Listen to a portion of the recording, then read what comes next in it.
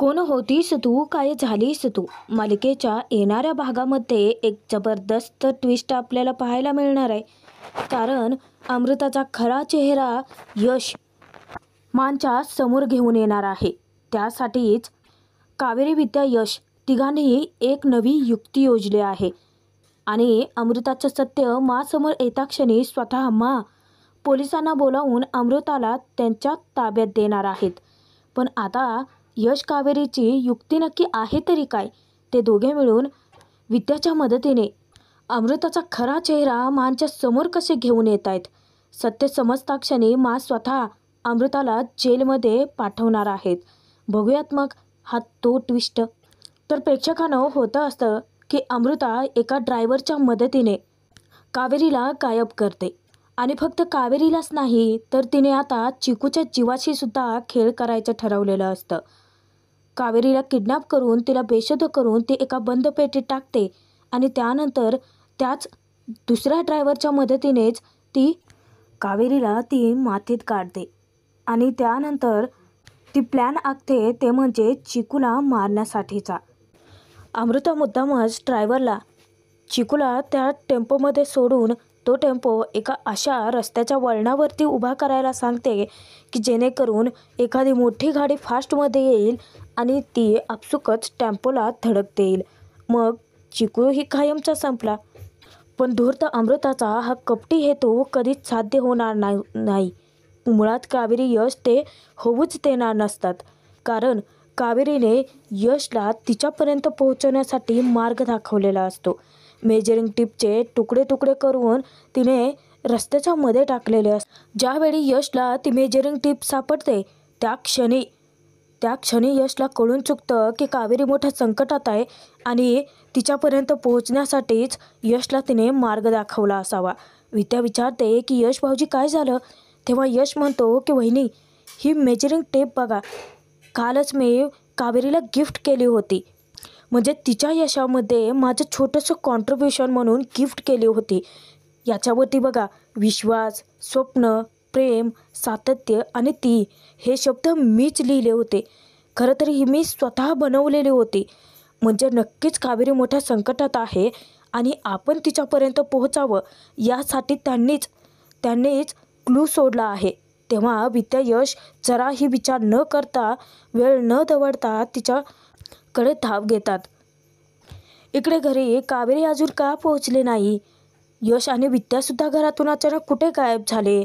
संध्याकाळ होत आली आहे, यांचा पत्ता मुद्दा नाही म्हणून मानचा खूपच संताप होत असतो. आणि मध्ये आगीत तेल ओतायला अमृता आणि यमुना आहेतच. त्या कावेरीविषयी नको नको ते बोलत असतात. मुद्दाम मानना भडकवण्याचा प्रयत्न करतात की कावेरी बिझनेस करायला लागली आणि नेमकं ती यशच्या आईसारखंच वागते. घराकडे तिचं पूर्ण दुर्लक्ष येत होतंय. त्यात चिकूही कुठे गायब आहे तेही कळत नसतं ना, त्यांच्याशी कॉन्टॅक्ट होत असतो. तर आता डोक्याला हात लावून बसतात. इकडे यश विद्या दोघेही त्या मेजरिंग टेपच्या मदतीने त्या लोकेशनवरती येऊन पोहोचतात जिथे अमृताने कावेरीला गाडलेलं असतं. यश विद्या मोठ्याने जीव तोडून हाका मारत राहतात, पण कावेरी त्यांना कुठेच सापडत नाही. यशचं अचानकच लक्ष जातं त्या मातीच्या ढिगाऱ्याकडे आणि तेव्हा त्याला जाणवतं ते म्हणजे ती माती आत्ताच उकरलेली दिसते. मग काय यशला कळून चुकतं की नक्कीच कावेरी त्यात असेल तर, कारण मागे मंदारच्या बाबतीतही तसंच झालं होतं. यश हताश निराश झाला होता, खचून गेला होता आणि तो ज्या भिंतीवरती हात आपटत होता, कावेरीसाठी रडत होता, त्याच भिंतीत मंदारने कावेरीला गाडलं होतं. तसंच काहीसं आत्ताही घडलं नसेल ना. आणि म्हणून विद्या कावेरी इथेच आहे असं यश सांगत असतो. पण विद्याला वाटतं की असं कसं काय होऊ शकतं. तेव्हा यश म्हणतो की माझा आतला आवाज मला सांगतोय की कावेरी इथेच आहेत. आणि मग काय, जराही विचार न करता यश आता खणायला सुरुवात करतो. आणि जेव्हा तो खणतो तेव्हा वरवर त्याला एक पेटी दिसते. मग काय, यश आणखीनच खोलवर तसाच खणत जातो. विद्याच्या मदतीने तो अखेर कावेरीला शोधून काढतोच. दोघेही पटापट ती माती बाजूला सारत असतात. आणि जेव्हा यश ती पेटी बाहेर काढतो, त्या पेटीमध्ये अचानकच त्याला कावेरी दिसते आणि त्याचं पार अवसानच कळून पडतं. विद्याच्या काळजाचा ठोकाच चुकतो, कारण यशच्या आतला आवाज खरा निघालेला असतो. कावेरी त्याच पेटीत सापडते, पण हे सगळं कोणी केलं तेही त्यांना चांगलंच माहिती असतं, अमृताने. अमृता इतक्या नीच थराला उतरली हे पाहिल्यानंतर तर यशच्या तळपायाची आग मस्तकात जाते. यश कावेरीला बाहेर काढतो. कावेरीचा श्वास कुदमरत असतो. जेव्हा कावेरी शुद्धीवरती येते तेव्हा यश विचारतो की काय झालं कावेरी, तुमच्यासोबत हे सगळं कोणी केलं? हे सगळं अमृतानेच केलं ना? पण कावेरी, तुम्ही ठीक आहात ना? तुम्हाला काही झालेलं नाही आहे ना? आपण आत्ताच्या आत्ता डॉक्टरांकडे जाऊयात, चला. तेव्हाच कावेरी म्हणते की चिकू. कावेरीचा खोलवर आवाज असतो. ती काहीतरी बोलण्याचा प्रयत्न करते, म्हणून यश तिच्या चेहऱ्याजवळ आपला कान नेतो आणि तेव्हाच कावेरी चिकू चिकू असं म्हणत असते. आता यश घाबरत विचारतो की चिकूचं काय? विद्या विचार करते की भाऊजी, त्या अमृताने चिकूसोबत काही केलं नसेल ना? आता मात्र या दोघांच्या पायाखालची जमीनच हादरते. यश विचारतो की कावेरी बोला, बोलण्याचा प्रयत्न करा, चिकूचं काय झाले? कावेरी प्लीज बोला. तेव्हा कावेरी सांगते की अमृता चिकूलाही घेऊन आले होते. चिकूचा जीव धोक्यात आहे. कावेरीच्यातली आई तिला आता स्वस्थ बसू देत नाही. तिचं मन तिच्या चिकूकडे ओढ घेत असतं. विद्या, यश, कावेरी तिघेही चिकूला शोधत असतात. अमृताने चिकूला कुठे ठेवला असेल काहीच पत्ता मुद्दा नसतो. तरीही जीव तोडून ते तिघेही चिकूचा शोध घेत असतात.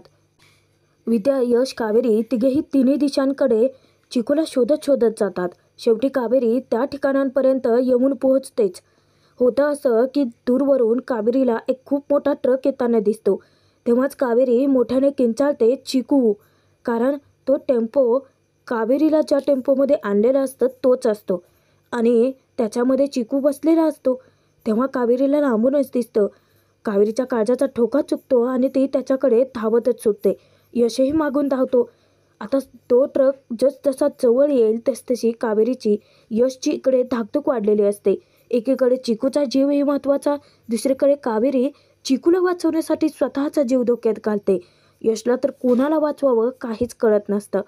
यश मोठ्यानेच किंचाळतो की कावेरी, पण इतक्यातच तो ट्रक चोराचा त्या टेम्पोला धडकतो आणि त्या टेम्पोच्या चिंधाड्या उडतात. पण जेव्हा यश आपल्या चेहऱ्यावरचा हात बाजूला घेतो तेव्हाच त्याचं लक्ष समोर जातं, तर कावेरीने चिकूला सुखरूप वाचवलेलं असतं.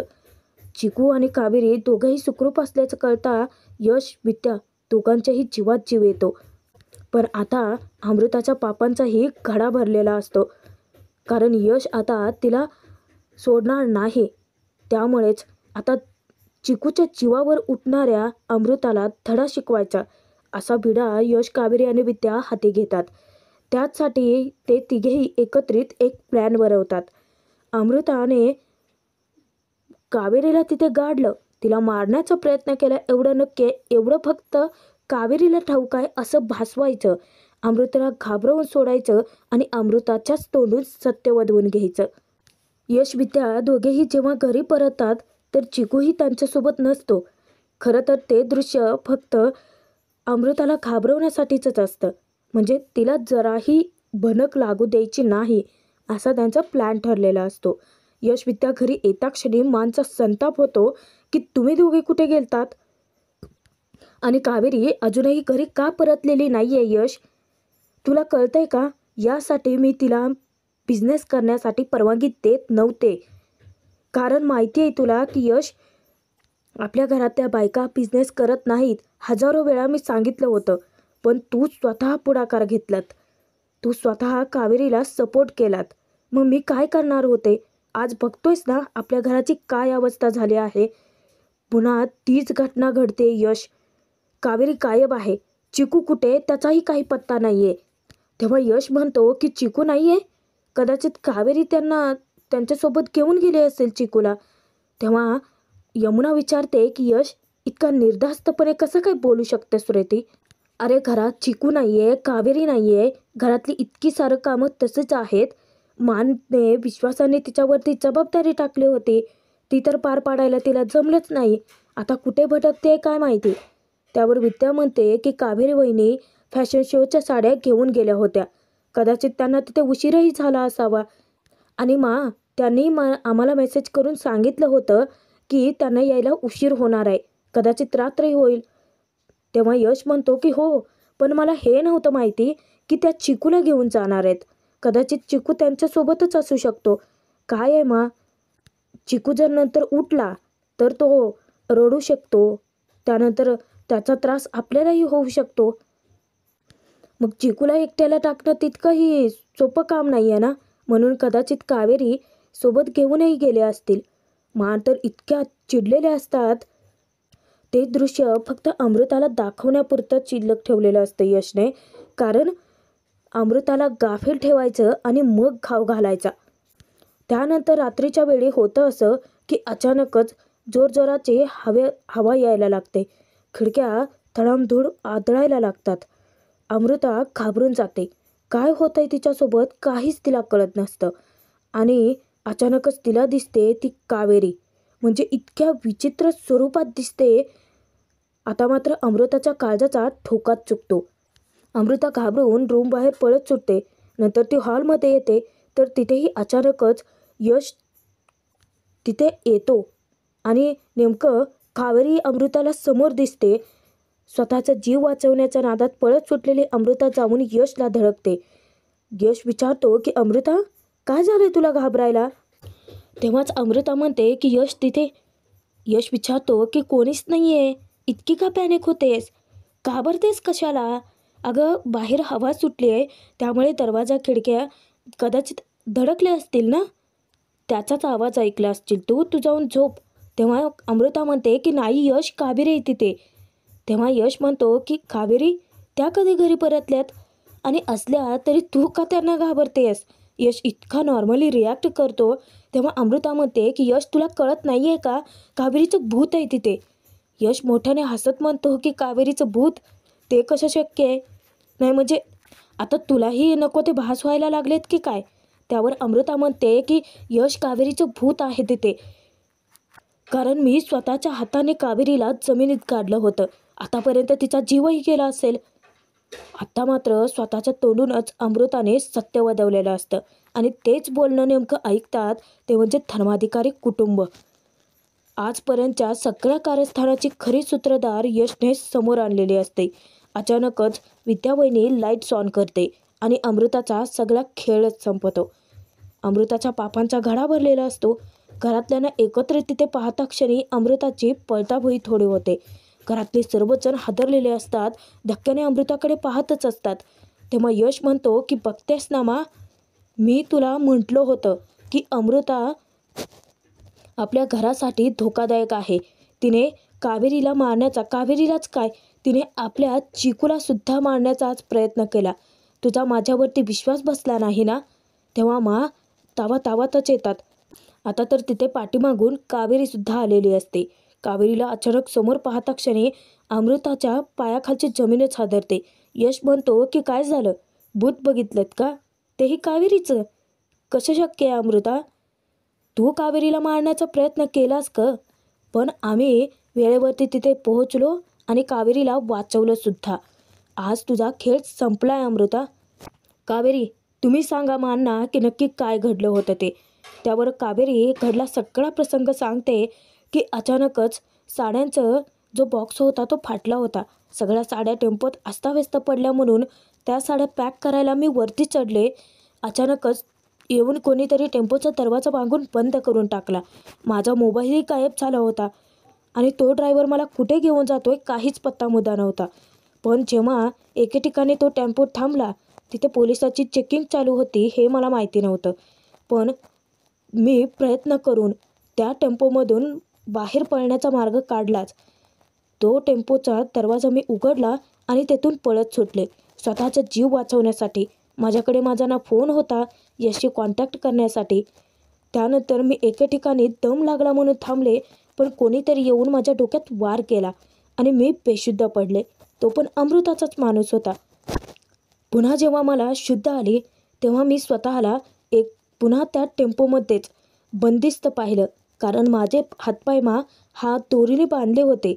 तेव्हा मला इतकी भीती वाटत होती. म्हणजे माझ्याकडे फोन नव्हता यशशी, तुमच्याशी कोणाशीच कॉन्टॅक्ट करता येत नव्हता. तेव्हाच मला एक आयडिया सुचली. यशने मला मेजरिंग टेप गिफ्ट केलं होतं आणि त्याचेच काही तुकडे करत मी त्या रस्त्याने टाकले, जेणेकरून यश जर ह्या रस्त्याने मला शोधत आले तर त्यांना माझ्यापर्यंत पोहोचण्याचा मार्ग सोपा होईल. आणि नेमकं तेच झालं. जेव्हा तो टेम्पो यांनी ठरवलेल्या लोकेशनवरती पोहोचला ना त्याच वेळेस मी त्या ड्रायव्हरला जोराच्या लाथा घातल्या. पण मी पळत असताना अमृताने येऊन अचानकच मला पुन्हा बेशुद्ध पाडलं. त्यानंतर जेव्हा मला शुद्ध आली पाहते तर चिकू अमृताकडे होता आणि अमृता म्हणत होती की आज चिकूचा सुद्धा शेवटचा दिवस आहे. मला चिकूला बाय करायला सांगत होती. त्यानंतर त्यांनी बहुतेक मला पुन्हा बेशुद्ध केलं आणि त्या पेटाऱ्यामध्ये टाकून जमिनीत काढलं. वेळेवरती यश आले म्हणून माझं काय झालं असतं सांगता येत नव्हतं. माझं जाऊ दे सोडा पण वेळेवरती जर मी पोहोचले नसते तर आज आपला चिकू आपल्याला दिसलाच नसता या अमृताने तोच टेम्पो एका रस्त्याच्या बाजूला लावला होता. असा रस्ता की जिथून गाडी तरी फास्टमध्ये आली तर समोरून जो टेम्पो लावला आहे तो दिसणार नाही. त्याच वेळेस मी धावत गेले. चिकूला पटकन तेथून उचलून घेतलं आणि इतक्यात एक मोठा ट्रक येऊन त्या टेम्पोला धडकला त्या टेम्पोच्या चिंधाड्या उडाल्या. तुम्ही विचार करा की त्या टेम्पोमध्ये जर आपला चिकू असता तर आज आणि ते गप्प होते. कावेरीला हुंदका महिन्याचा होतो. यशही सांगतो की हो, आम्ही तर आधी कावेरीला कॉन्टॅक्ट करण्याचा प्रयत्न केला होत नाही कॉन्टॅक्ट म्हणून विद्या वहिनी आणि कावेरीने ज्या ट्रान्सपोर्ट कंपनीमधून तो टेम्पो बुक केला होता तिथे गेलो. तिथे गेल्यानंतर आम्हाला खरा ड्रायव्हर मिळाला. हा जो ड्रायव्हर होता तो अमृताचाच माणूस होता. त्या ड्रायव्हरकडून आम्ही त्या गाडीचा नंबर मिळवला आणि तिथून आम्हाला कळलं की गाडी काही वेळापूर्वीच टोलनाक्यावरून क्रॉस झाली आहे.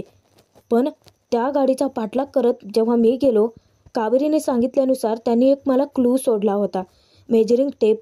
त्याच्या मदतीने मी कावेरीपर्यंत पोहोचू शकलो आणि म्हणून आज कावेरी आणि चिकू आपल्यात आहेत मानच्या तळहातात तळपायाची एक मस्तकात केलेली असते. कारण जिला स्वतःच्या घरचं मानून पोटच्या लेकीप्रमाणे प्रेम केलं होतं तिनेच मानना दगाबाजी केलेली असते. आजपर्यंत वरवरचं गोड बोलून पाठीमागे कारस्थानं करत राहिली होती. एवढंच काय तर बाबांना सुद्धा मारण्याचा डाव हिचाच होता असा यश खुलासा करतो आणि अमृता आता सफाई द्यायचा प्रयत्न करते. पण त्या क्षणी तिच्या नेमकी थोबाडीत बसते. तिला आता रडत जाब विचारत असतात की हे सगळं का केलंस, का तू माझ्या कुटुंबाच्या जीवावरती उतलीस, काय असं मी तुझं वाकडं केलं होतं अमृता. अगं यशने तुझी फसवणूक केली असं वाटत होतं मला. यशने कावेरीसोबत लग्न केलं, माझा शब्द मोडला. पण मला तुझ्या आईला दिलेला शब्द पाळायचा होता म्हणून मी तुझं आणि उदयचं लग्न लावलं. आजपर्यंत मी तुला कशाचीच कमी पडू दिली नाही अमृता. या घरात तुला मुलीसारखं मी प्रेम दिलं. नेहमी कावेरीच्या विरोधात जात राहिले. कावेरी बरोबर असून सुद्धा प्रत्येक वेळी मी तुझी बाजू घेतली. तू केलेल्या चुकांवरती मी आजवर पांघरून काढत आले. पण तू काय केलंस, माझ्या कुटुंबाच्या जीवाशी खेळ केलास. आधी तर माझं कुंकू हिरावून घेण्याचा प्रयत्न केला, तेव्हाही मी फक्त तुझ्यावरती विश्वास टाकला. कारण माझं मन मला तेव्हा सांगत होतं की अमृता असं करणं शक्यच नाही आहे. माझे यश कावेरी दोघांनीही पोटतिडकीने मला समजावण्याचा प्रयत्न केला. पण तुझ्यावरती आंधळा विश्वास टाकून फसले मी अमृता. मानचा इतका संताप होत असतो. खरं तर मानना घोर पश्चाताप होतो. आज मानना स्वतःची लाज वाटत असते, स्वतःचाच राग येत असतो की एका धोकेबाज आणि विकृत मुलीवरती त्यांनी आंधळा विश्वास टाकला, त्याचा पश्चाताप. प्रत्येक वेळेस कावेरीला खालची वागणूक दिली, सतत तिचा अपमान केला, सतत घालून पाडून बोलले, त्याचा पश्चाताप होत असतो मानना. पण आता गप्प बसणाऱ्यातला नाही आहेत. यशला सांगतात की आत्ताच्या आत्ता पोलिसांना फोन कर आणि हिला पोलिसांच्या ताब्यात दे. आता स्वतःहूनच अमृताच्या विरोधातच पाऊल उचलतायत. म्हणजे अमृताचा खेळ संपला म्हणायचं. पण अमृताला नक्की काय शिक्षा होते ते पाहणं मनोरंजकच ठरेल.